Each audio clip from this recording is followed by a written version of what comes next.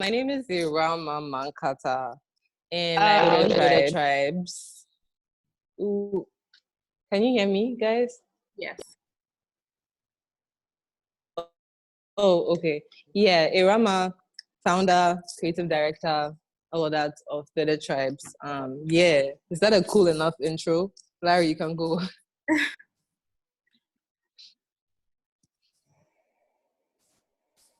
Hello? Larry? Sorry, my this thing went off. Can you hear me now? Yes, we can. Yeah.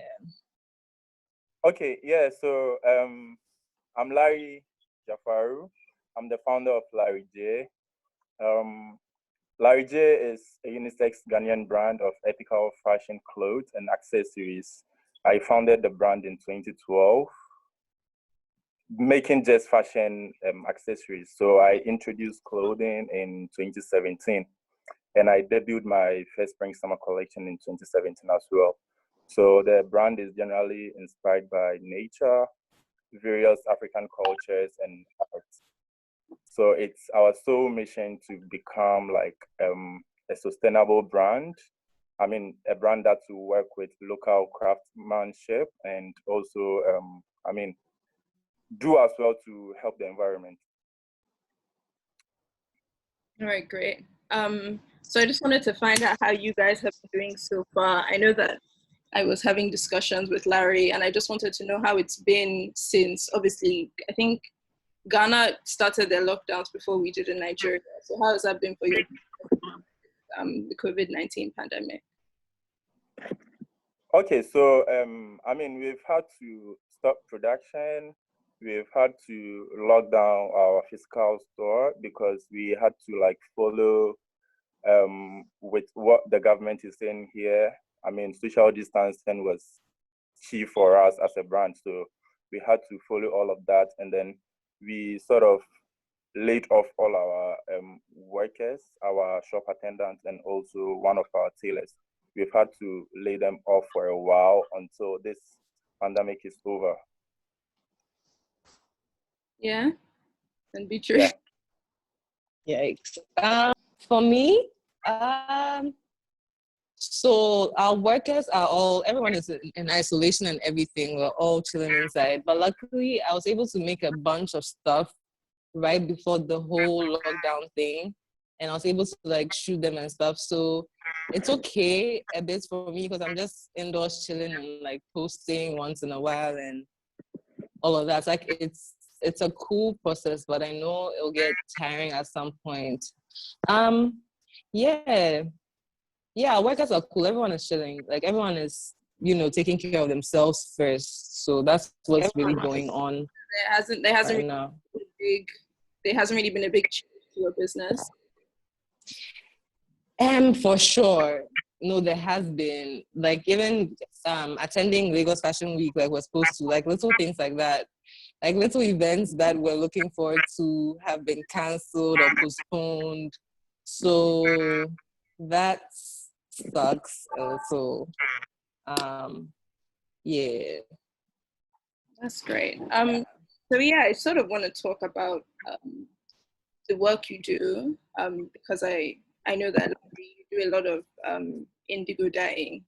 Yeah, we call it adira. I don't know what you guys call it where you are, but you use a lot of you use a lot of indigo dyeing in your work, and I sort of wanted to find out, why you started doing that. I know that it's quite common, especially in Nigeria, but I don't think it's so common in Ghana to use a lot of indigo. So why was indigo like your medium, and you've used it for a few seasons now, right? So why indigo, and why is it important to your process? Is the question for me? Yes. Oh, okay. So I started using, we call it tie and dyes here.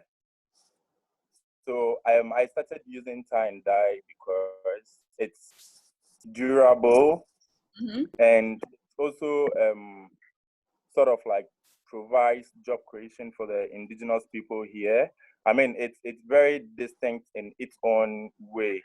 It's very individual. Do you travel? Do you travel to get your dyeing done, or is that like near? So I make them right here in Ghana, but it's not made by Ghanaians. Okay. I discussed Ghanaian artisans who are like very good. So I spoke to them, I introduced my designs, and then, I mean, if they are able to work with it, we do. If not, we change the patterns, and then, I mean, something that will be easier for them to work with. So for now, I'm still using the Guinean artisans for every season. All right, that's really interesting. So you basically change. So you're saying is I change the patterns. Your pattern to fit what the locals can actually achieve, and I think that's really interesting. And Beatrice, I know that you use a lot of materials that are indigenous to Africa. Can you tell me a little bit about the materials you use and how you found them, and why?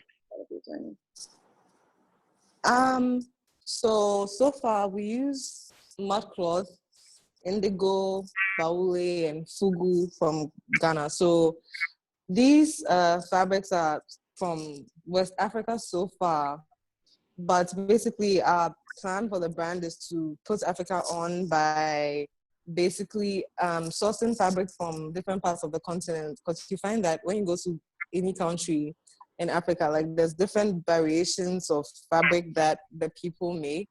So, and it's just super rich and stuff. Like even in the local tradition in Ghana, the Akan sector with kente, it's super expensive, but people save up to like get it, and for special occasions and all that, like just the whole wealth and opulence idea around it. We have that in several tribes and all of that. So yeah, I saw mud cloth one time and I just felt the need to make clothing in different types of indigenous fabric spread across Africa. So the plan is to expand, and like the more we explore other countries and come by the fabric they use, the more we, use it for the designs we create and stuff like that. What countries? Yeah. Pardon? What countries are you next in terms of exploration? Wait, sorry, could you repeat that? What countries are you looking at next in terms of exploration? Oh, right. So Kenya is one. I hear they have some cool velvet. Okay. I'm here to explore it. And Benin has variations of woven fabric. Basically, like the whole of West Africa, even Nigeria. I don't know how to pronounce it, but there's this fabric as something. I don't know how to pronounce it. Yeah, like that shit looks lit. So yeah, the plan is to just explore Africa and just get inspiration and use to the whole stuff. And I know that with your work so far, you've done a lot of threaded tribes, do a lot of capes and things like that. Are you looking at doing other sort of silhouettes in the future, or? For sure. So the thing is, we're very slow and intentional with the designs we put out, because we want them to like stay forever. So it started with the cloaks, and then we introduced some dresses, and then we introduced like a variation of the dresses, like backless and stuff like that. And currently we're going into these crop jackets, like what I'm wearing, using fugu. So we introduced little designs that will stay, hopefully, like just staple designs in your closet that you need, not just, Okay, I think that's great. And then another question I wanted to ask about the materials that you use. Beatrice, this is mostly for you and for Larry. I know that with Ashoke, for example, because of the way it's made, it's only about maybe 6 inches wide yarn that they use. Are those are those difficulties that you found in terms of working with these materials just because of the way they're produced indigenously? And is there any way you considered innovating them to be better suited for how you create? For me, yes, that sometimes affects the cloaks, because some designs come like sideways and stuff like that, because it wasn't meant for a shirt. But we use it anyway because it's still art. But the idea, I mean, it would be nice to like have a company like out there producing it the way you want it, and it's possible.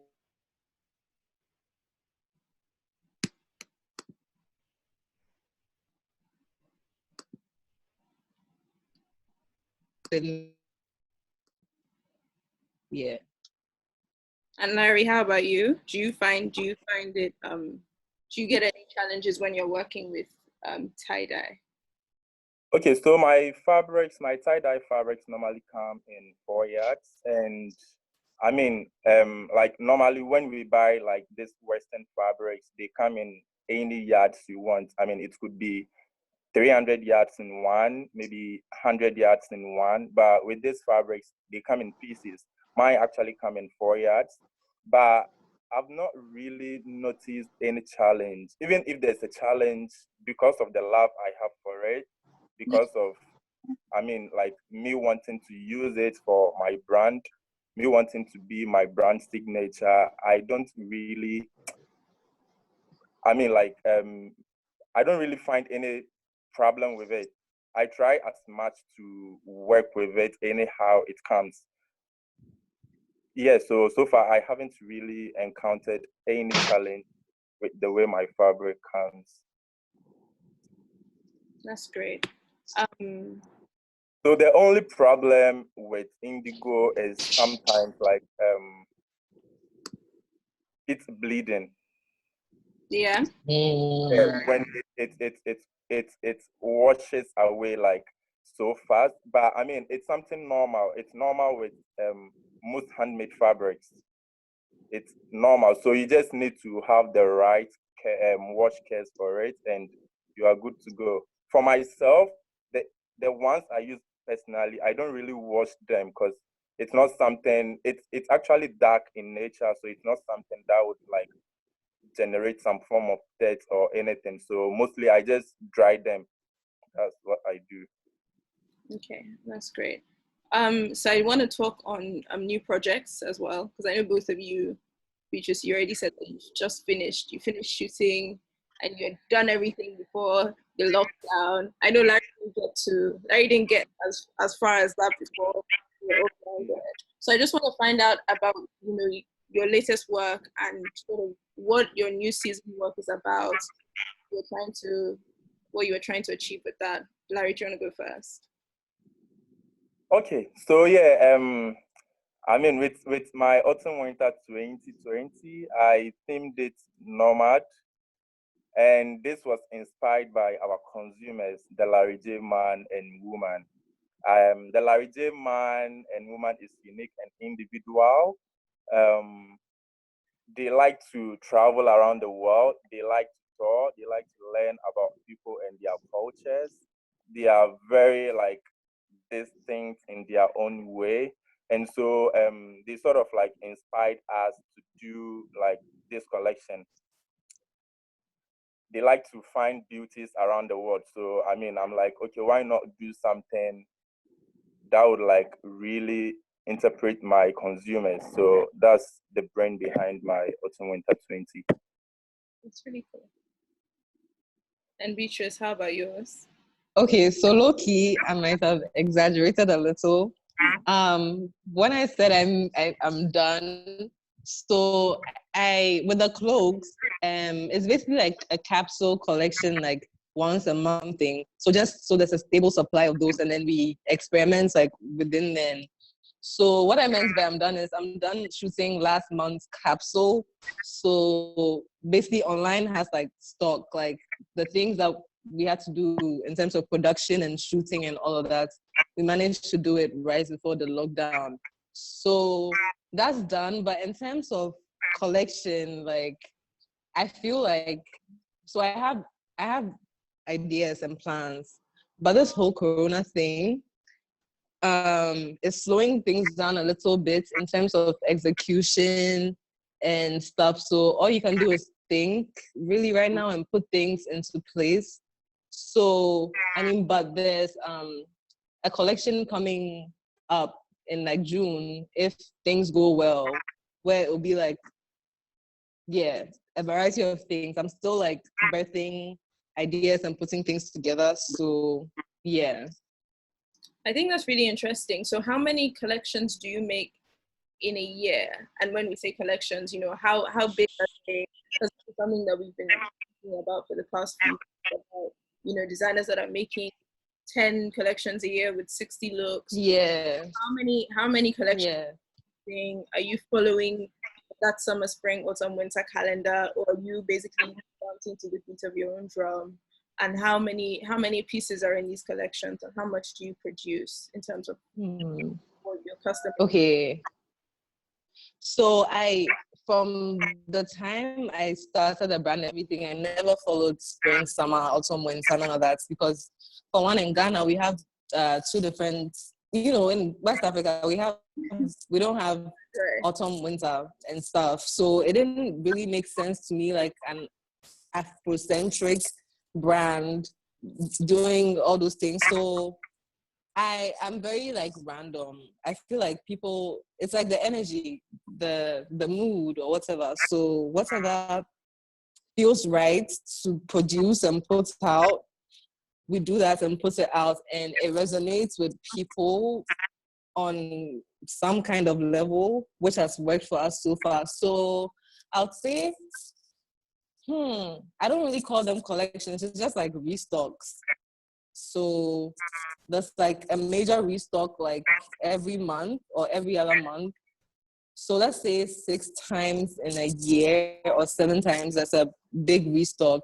Collections wise, it's when I have like fashion shows coming up where it's like, oh, you actually have to do something for the runway and actually put your brain in there and do something, is when I come up with combinations of things. Not to disrespect the whole art of runway, but like that's just my thing and the way I interpret like fashion shows and stuff like that. So yeah. That's great. And Larry, how many collections do you do in a year? Okay, so I started like releasing collections in 2017, and 2017 I released just one collection, spring summer, and that was like later that year. So after that, 2018, I started following the fashion calendar. I started doing autumn, winter, and spring summer. So I released my first autumn, winter in 2018.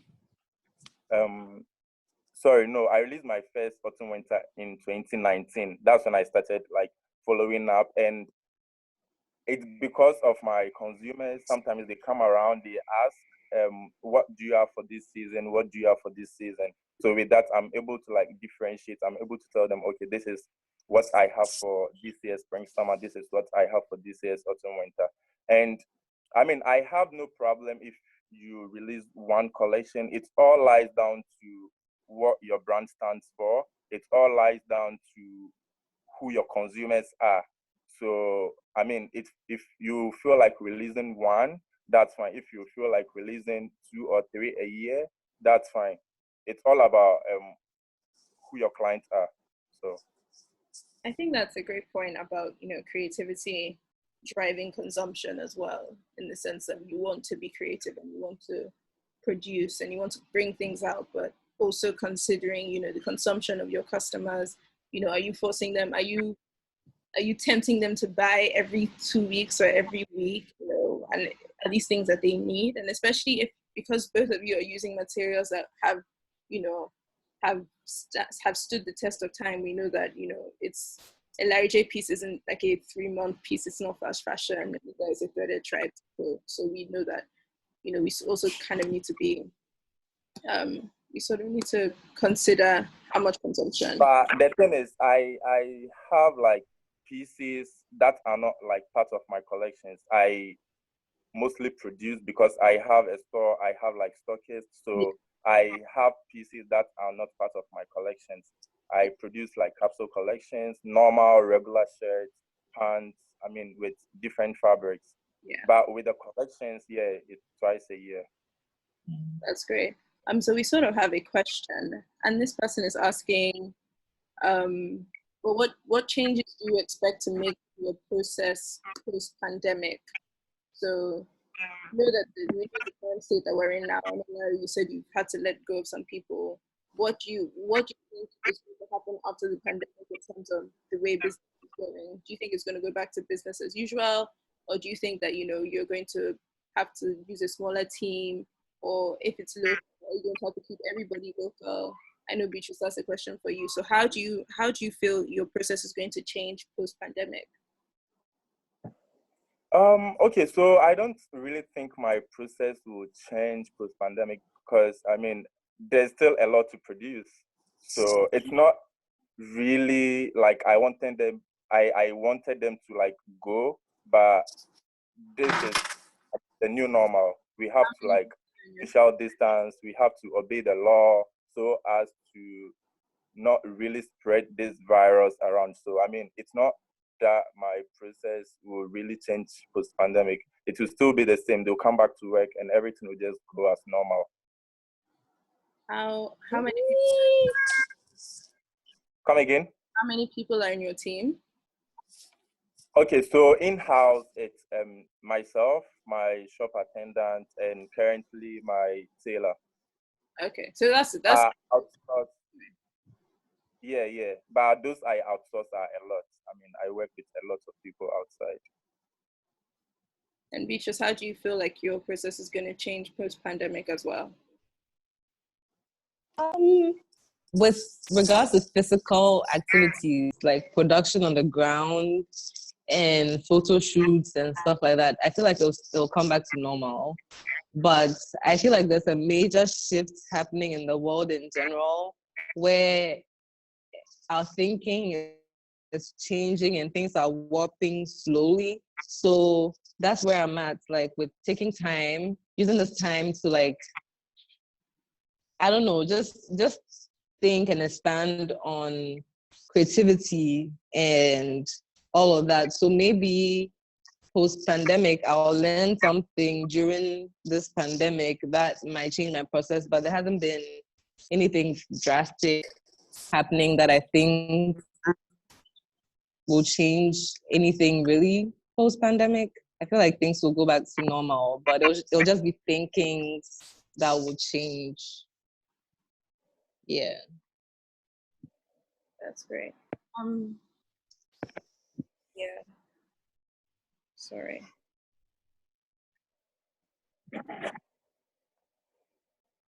So I think we'll round this up and open up to any other questions. But I just wanted to find out in terms of other young designers that you guys know, what advice would you give them in terms of trying to be a more sustainable brand or a more considered brand in terms of the way you create? The question again, please. Sorry. So in terms of other young designers, what advice would you give them in terms of trying to be more considered or more considered brand or a more sustainable in terms of the way you design? What advice would you give to brands that at this point in time don't feel that they're very sustainable or have a considered approach? Yikes. I don't have the answers right now. Larry, you can go. No, you go. Like you go. Then I interrupted. So. Yeah, but the question has vanished from my brain right now. Could you please repeat it one last time? I'll say it one more time. So in terms of brands, what would you give them in terms of advice to be a more sustainable brand or have a more considered approach? For me, it's been easy for my brand to be sustainable and all of that because the fabric we use is organic and 100% cotton and everything. So it's falling into place real nice for me. I don't really have to use buttons. I've never used a button, like plastic things and stuff. So the advice I'd give to a young designer personally is I feel like we need more of people who use fabric that we produce in Africa. So if that's the path they are on already, I feel like stick on it. But people who use like all these other elements in their work, I feel like I cannot speak on it, to be honest. So Larry, like, help. Okay, so for me, the advice I would give out is getting an identity for your brand. That's like key. You should be known for something. I mean, there are designers, or let me say, like people you see today, like they are into this, and then the next day they are doing this, and you can't really tell like when you see their pieces. But if you have like an identity, I mean, that works for you and your brand. And also it's the advice I would also give is they should try as much to work with their immediate surroundings. I mean, like sort of creating job opportunities for people around them, improving on their community, like trying to provide sort of like trainings and everything that would help their community. Yeah, I mean, that makes it sustainable. I think that that's great, and I also think that, you know, in terms of fashion and the way we consume fashion, and it's in terms of the environment, there's so many things that fashion is doing that is negatively affecting the environment. And I think that, you know, Beatrice mentioned that she doesn't use any buttons. I think that that is one way that we can sort of design for Africans that, you know, considers that as well. You know, as in terms of the dye that you use, it's indigo dye, Larry. So that too, you know, that is biodegradable. That's not in the oceans. I think that that's also something that young designers should also consider in terms of trying to be more sustainable, for lack of a better word. Okay, so there's another question here. This person says, there's a lot of clamor around the way the world consumes fashion now. How are you educating your consumers to buy more into slow, ethical brands? Larry, do you want to go first? So what I do is mostly I like to tell stories with my pieces. I mean, people nowadays really buy stories. It's changing. First, people buy brands, people buy designs. But right now, I realize people really buy more into stories than the clothes. Because I have clients who buy pieces from me sometimes not because they really want to like wear it, but sometimes they look at the story around it and they're like, no, I need to buy this to support. So I feel like it's around the stories you tell with your brand or your clothes. Yeah. That would, yeah, really work for the brand. I agree. And Beatrice? Um, I I feel like good things sell themselves.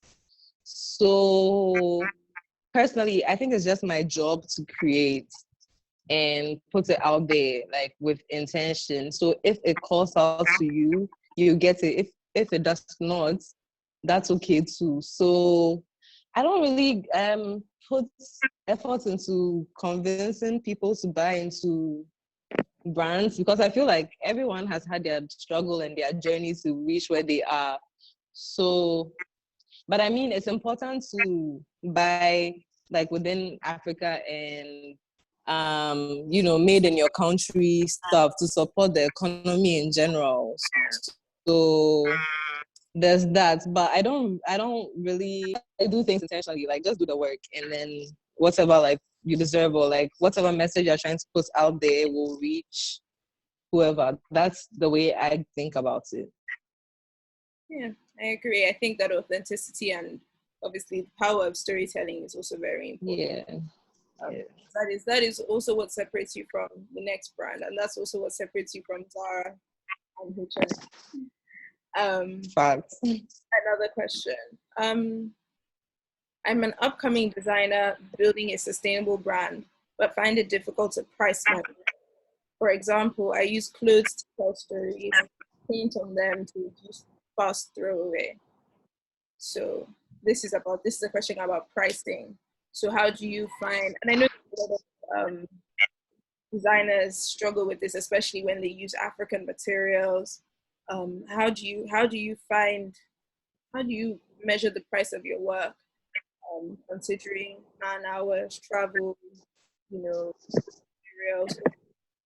How do you final price for your pieces? Larry, do you want to go first?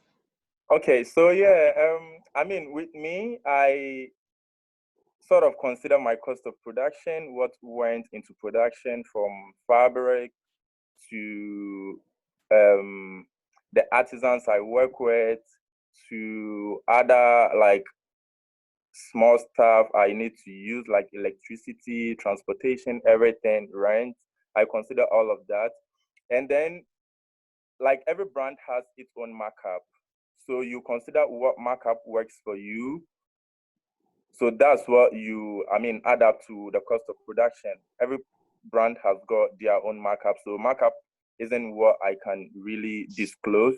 Every brand has their markup point. So I do all of that math, get my production price, and then use my markup. And then if I sell it at this point, I have my production, I have the rest as my profit. I can pay out my workers out of it, and then I'll still have something left for myself.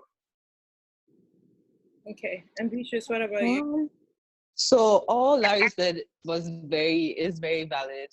But for me, you have to basically value yourself, like know your value, which is kind of all Larry said, like from your cost to how much you value your time, transport, everything. And I feel like it's a slow build up. Like your things should be quality. Like it has to match the price. You can't just get up and like just price anything anyhow without it being quality. Like quality matters, finishing matters. So that's what's important. Like once you have those things on lock, like quality and finishing, which is like ready for like the open markets, people will buy your stuff. Like also there's a range of wealth in this world. Like there's different levels. So just find who your target market is, because however much you price it, if the quality matches up, there's a customer out there for you. Like someone will buy. So just be honest with yourself and value your products well and add a little bit more always. And this is another question. As young designers, I know that when you both started out, you didn't have any customers before, and you basically have to put a price on your work. But then, if it's brand new, I've never seen Larry J before, I've never seen Breaded Tribes before. How do you convince, or well, not how do you convince, how do you justify the price that you put on your pieces? I think that also then goes back to storytelling, I guess, right? Yeah.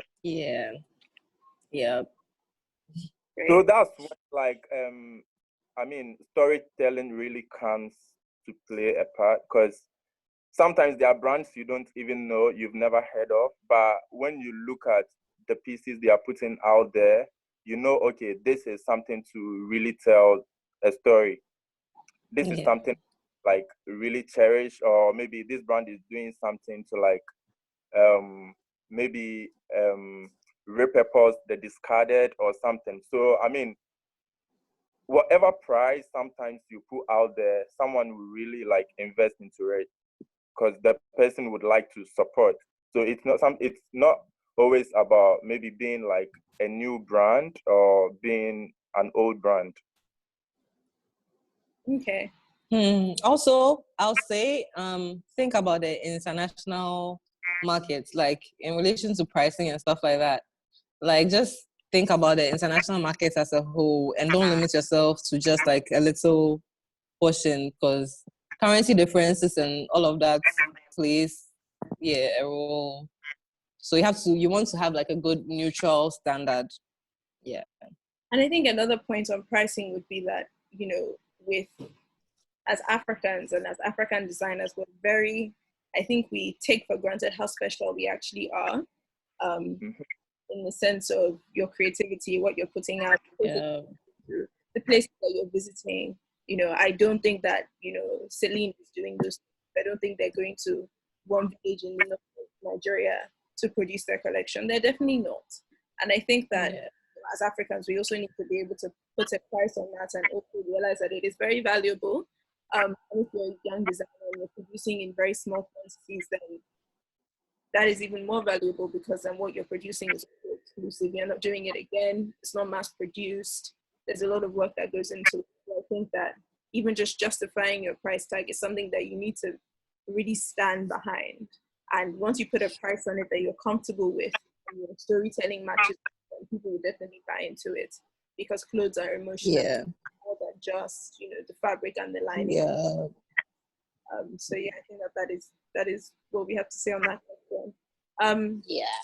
Another question, and then maybe we'll just take one more after that. Was there a point where you had so much demand and less supply? And at what point did your sales boom in your business? This is so, I think, speaking to, you know, the fact that being a designer can also have its highs and lows, in the sense that you struggle sometimes. Who's gonna take it first? Beatrice, I think you should go. Larry? Okay. So much demand and not enough supply. Is that it? Yeah. Yes.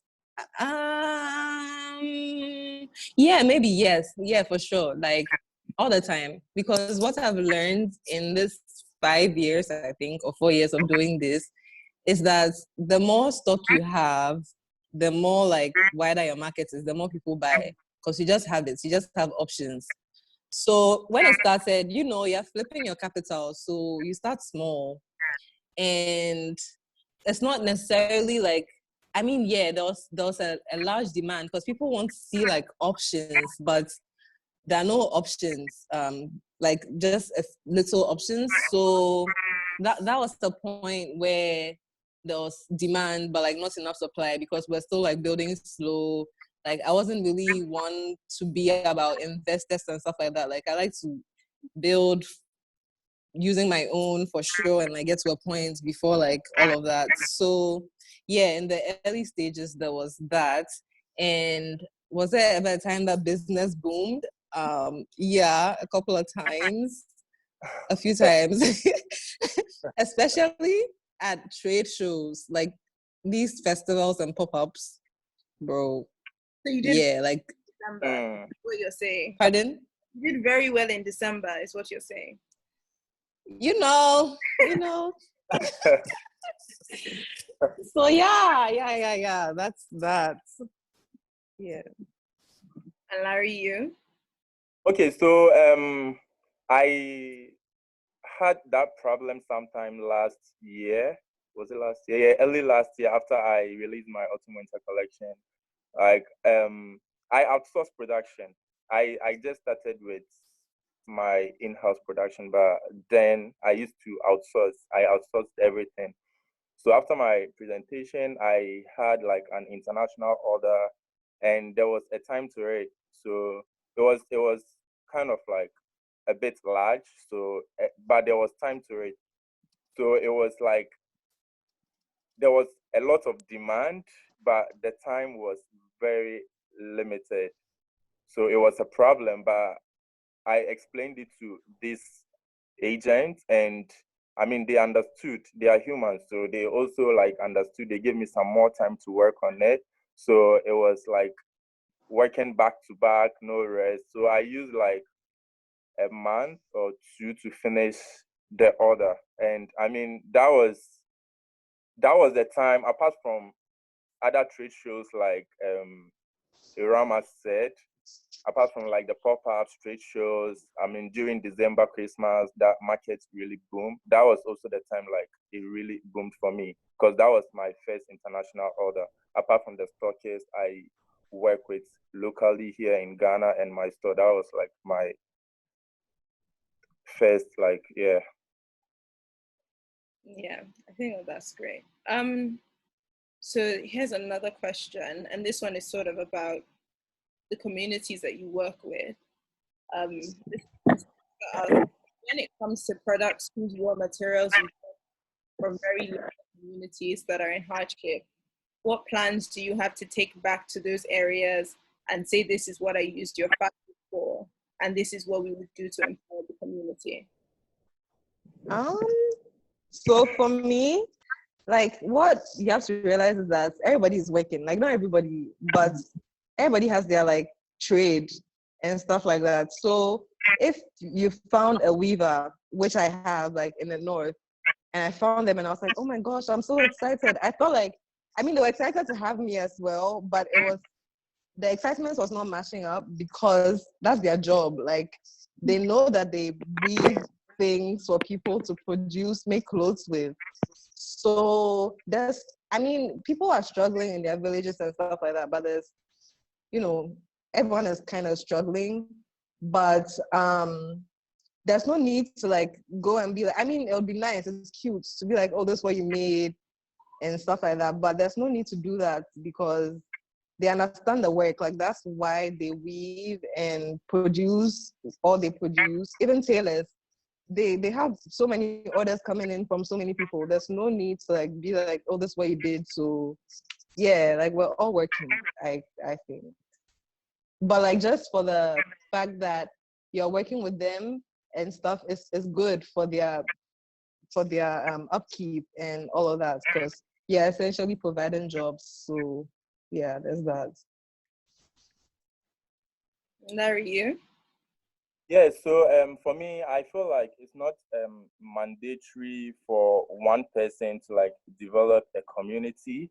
It's a task for all. So for me, I'm doing my part by providing these people with jobs. I try as much to like get jobs every day, give them work. I mean, they wouldn't work for free, of course. When they work, I pay them. And so if I pay them, they are also able to like do something for the community. It's not something for just me to handle. So I feel like what I take back to the community is the continuous job I give them. And also it's part of, my core values to one day become like an empowerment brand, sort of bring all of these people together, provide them with the maximum training I can, provide them with, like whatever they'll need to better their skills. So that is what, for now, that's the little I can do for them, providing them like with continuous jobs. At the end, they get their pay. And in future, this is what I plan to do for the community. That's great. And That sounds nice. Larry also raised a point about training. And I think that that's also something that's very important, is that do you find it difficult to find weavers and dyers and tailors that sort of still have that training that they had 50 years ago? Because I know that with Ashoke, as you mentioned, Beatrice, we have less and less weavers of Ashoke just because, when there's less demand, less people want to do it. Interesting. Ooh. So in terms of training, but then when there's less demand and less people want to do it, then price also goes up because there are fewer people that can do it really well. So in terms of training, what are your thoughts in terms of finding or creating or, empowering more people to go into those sorts of crafts as well? Is that something that you're looking at as a brand as well? Please come again with your question. I didn't hear at some point. In terms of training, have you found it difficult to find people who are trained to do certain things? So, for example, Larry, you mentioned that you had a lot of orders after October. Did you have enough dyers to dye all your materials at once, or was that a lot of them as well? So that's the problem. I mean, sometimes, like I have a community of Guinean artisans, but it's not one person doing everything. They have like they have a small group that ties. They have a small group that like dyes. So, and the thing is, they are not able to work with every fabric. That's the problem. So, I mean, at some point, I would have to maybe go learn it myself, how to work with like silk, the satins and everything, like, and then come back and then teach them how to work with these fabrics, the techniques around these fabrics, so that they can, work for me when I want it. So that's the thing. And also, like, most of my accessories, I make them myself. And so sometimes if I have like a lot of demand, there's going to be like very little production because I make them myself and there's no one who can do it. So if I'm able to like create this center, like maybe just a center to bring all of them together, then I get the chance to either train them or find, people who can like train them. On the sites I can't, but with the sites I can, I would like train them, and then yeah, they can, use that knowledge to produce for me. That's great. And Beatrice, you? I'm sorry, I missed that question It's completely. Like, about training. So do you find it difficult to find oh, that can do? so yeah. So for me, I go into it like I get people who are already good at their jobs. I mean, thinking ahead, it would be nice to be able to train people and bring them in. But I'm not going to lie, that's not the stage that I'm at. Like, I'm at the stage of sourcing people and bringing them together so that we can like create things first to know what we need for the future. So right now I'm chilling with my experts, really. That's great. Do we have any more questions? Because I think I'm done with all mine.